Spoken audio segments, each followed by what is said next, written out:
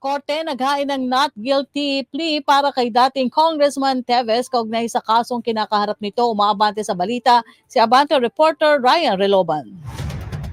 Rocky, binasahan ng sakdal si dating Negros Oriental Representative Arnolfo Teves Jr. para sa kasong illegal possession of firearms and explosive sa Manila Regional Trial Court ngayong araw. Hindi pa consolidated ang kaso kaya magkahiwalay ang ginawang arraignment kay Teves para sa firearms and explosive.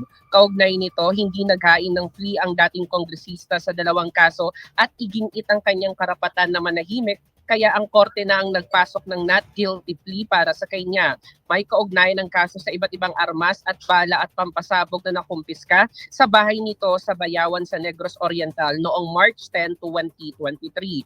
Hiniling naman ng prosecution sa korte na i-consolidate ang kaso dahil pareho rin naman ang mga testigo nila rito at hindi naman tutol ang kampo ni Teves rito. Pagkatapos ng arraignment, isinunod naman ang pre-trial sa kaso kung saan nagsumite ng kanyang-kanyang apidapit at pangalan ng mga testigo ang magkabilang panig at itinakda sa July 29 ang unang paglilitis kay Teves sa illegal possession and explosive. Samantala, pinaabot ng kampo ni Teves na maghahain sila ng petition for bail para sa illegal possession and explosive gayon din sa murder case. Sa detention facility pa rin ng NBI sa New Bilibid Prison sa Muntinlupa City, mananatili si Teves. Ako, si Ryan Reloban ng Abante Radio. Ito ang balitang mabilis, mabangis at walang mintis.